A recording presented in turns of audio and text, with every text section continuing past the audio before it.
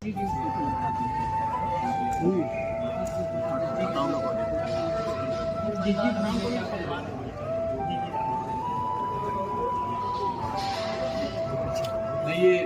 बड़ा अद्भुत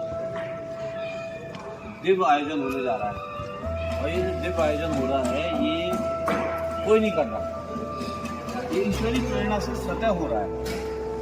और कोई तारीख तय करता था, कोई मुहूर्त निकालते थे, फिर बहुत विचार विमर्श होता था कि मंदिर का निर्माण पूर्ण हो गया है, कुछ गुरुदेव दत्ता जी की मूर्ति आ चुकी है, स्थान पे स्थापित होने जा रही है और कब होना है, क्या होना है। बहुत लंबी चर्चा चलती थी। 3 साल से ये मंदिर का निर्माण हुआ। 3 साल इसलिए लगा क्योंकि सारा काम घरों में कार्विंग कहते जो तो यहीं पे किया गया। राजस्थान के कारीगर आए, जैसे जिन्होंने राम मंदिर का निर्माण किया था उन्हीं कारीगरों की एक टीम अपन ने यहाँ बनाई और वही पत्थर जो राम मंदिर पे लगे हैं अयोध्या में, उन्हीं पत्थरों से यहाँ पे कुछ गुरुदेव के मंदिर का निर्माण हो गया। अब उस निर्माण में दत्ता जी के छोटे से लेके बड़े तक, गरीब से लेके सामर्थ्य तक सबने थोड़ा थोड़ा सहयोग किया। अब जब मंदिर बनकर पूर्ण हो चुका है तो अब प्राण प्रतिष्ठा, मूर्ति स्थापना, उसका मुहूर्त निकला और अचानक क्या हुआ, 29-30 तारीख का यही आज 6-7 दिन 8 दिन पहले हाँ अचानक ये तय हुआ कि 9, 10, 11 में ही करना है। अब गिन के 10-11 दिन में इतनी भव्य तैयारी करना, तो ये कोई अगर हम समझे कि हमने किया, कुछ गुरुदेव के छोटे चिरंजीव आदरणीय नीरज देव प्रभाकर शास्त्री जी ने करवाया या और किसी ने किया, नहीं, ये ईश्वरी प्रेरणा से, उन्हीं का प्रेरणा से तारीख तय हुई और अपने आप इतनी जल्दी ये सब तैयारियां चालू हो गई। उसमें भी हम आधे दिन बाहर और उसके बाद भी तैयारियां अच्छी भव्य तैयारियां लगभग पूर्णता की ओर है।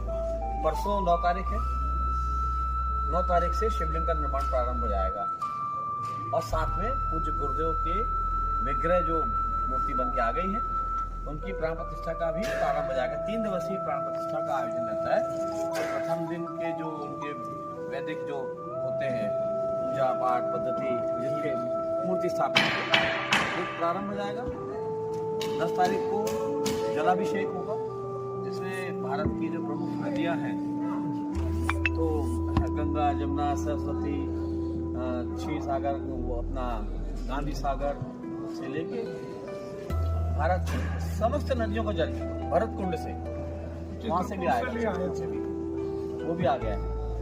तो समस्त नदियों के जल से पूज्य गुरुदेव दत्ता जी के विग्रह का जलाभिषेक भी होने जाता है 10 तारीख को। उसके बाद 11 को सवेरे 11 बजे तक मूर्ति में प्राण प्रतिष्ठा सारी पूजन पद्धति संपन्न हुई और दत्ता जी का दिव्य स्वरूप विग्रह जो है वो जनता जनार्दन के लिए आशीर्वाद हेतु दर्शन के लिए खोल दिया जाएगा। उसी दिन हमारे भारत के अभी युवा संतों में से एक, जिनके लिए आज की तारीख में ना केवल भारत वर्ष में बल्कि देश और विदेशों में भी बहुत उत्साह रहता है उनको सुनने का, उनको देखने का। ऐसी महान विभूति अपने वृंदावन वाले इंद्रेश जी की कथा होगी जो 11 तारीख को होगी शाम के 4 बजे से। उसी दिन सवेरे 10-11 बजे से हमारे ही मध्य प्रदेश के, हमारे कटनी और जबलपुर के मध्य के शिवरा के पास रुंझा गांव, जो आज उनका भी नाम विश्व में विख्यात हो रहा है, परम आदरणीय पूजनीय अनिरुद्धाचार्य जी, वो 11 तारीख को उनका भी हाँ प्रवचन होंगे, आशीर्वचन होंगे, उनका भी सत्संग सबको मिलेगा। साथ में पुंडरीक जी सपत्नी खा रहे हैं। ये बहुत बड़ी बात है हम लोगों के लिए, आप सबके लिए, कटनी वालों के लिए, मध्य प्रदेश वालों के लिए। इतनी महान ईश्वर की कृपा पात्र विभूतियां यहाँ पे आ रही हैं और वो भी सिर्फ इसलिए आ रहे हैं कि कथा तो कर रहे हैं, वो सत्संग भी उनका हम लोग को मिलेगा, आशीर्वाद वचन मिलेगा, आशीर्वाद मिलेगा, लेकिन उनका आने का मुख्य उद्देश्य जो है वो है पूज्य गुरुदेव की मूर्ति स्थापना, विग्रह स्थापना, प्राण प्रतिष्ठा समारोह। तो ये 11, 12, 13 पूजनी इंद्रेश जी की कथा भी होगी, दिन में अनिरुद्धाचार्य जी की होगी, साथ में पुंडरीक जी का सपत्निक आशीर्वाद भी हम लोग को प्राप्त होगा अपन सबको। और इनके साथ साथ जो अन्य विभूतियां हैं वो भी आ रहे हैं जो हमारे आसपास हैं, जैसे चित्रकूट वाले महाराज जी हैं, बद्री प्रपन्नाचार्य युवराज स्वामी जी, उनसे भी आग्रह किया, वो भी उनका भी आशीर्वाद मिलेगा। बड़े अखाड़ा वाले महाराज जी का भी आशीर्वाद मिलेगा।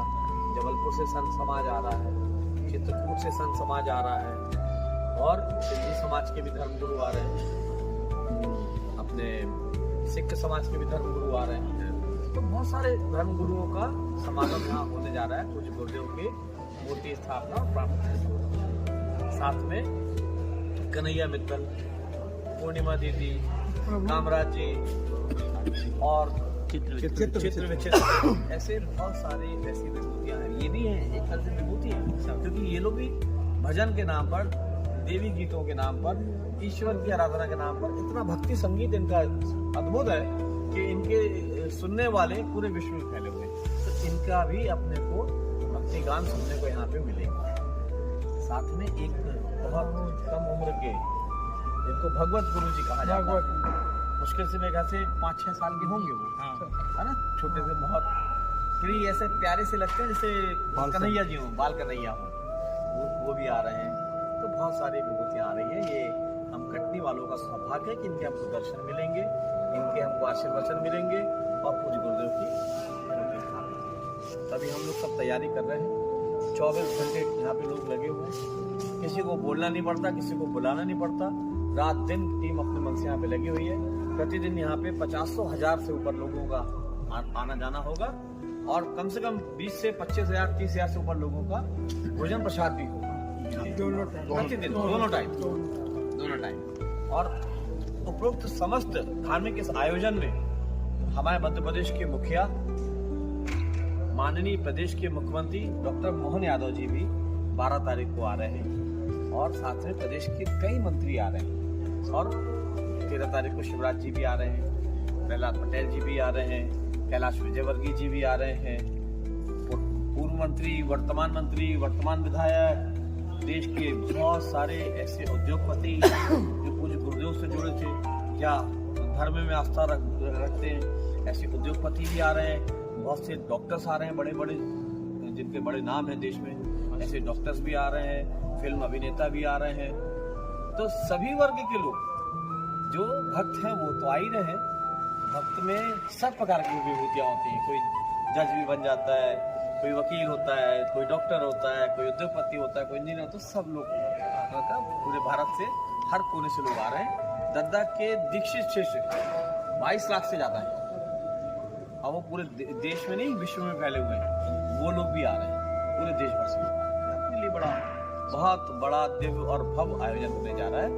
और सारा आयोजन जैसे वो हवाई जहाज में मोड होता है ना, ऑटो पायलट मोड, वैसे ऑटो पायलट मोड यानी अपने आप सारी व्यवस्था खुद होती चली जा रही है। ये ईश्वर का आशीर्वाद है, परम पूज्य गुरुदेव दद्दा जी का आशीर्वाद है कि सब बहुत अच्छा व्यवस्थित चल रहा है। और मैं आप लोगों के माध्यम से भी सबसे आग्रह करूंगा कि आए, यथा योग्य सहयोग करें। और 9 तारीख से लेकर 13 तक सभी पधारें। सवेरे 8 बजे से शिवलिंग का निर्माण करिए, 11 बजे अभिषेक होगा, और 1 बजे से फिर भोजन प्रसाद भंडारा होगा, और फिर शाम के 4 बजे से कथा होगी। तो इस सारे आयोजन में आप सभी सम्मिलित होंगे, तो ये बहुत बड़े पुण्य का लाभ का अवसर है। इसको सब इसका फायदा उठाएं, पुण्य लाभ उठाएं। जय श्री कृष्ण।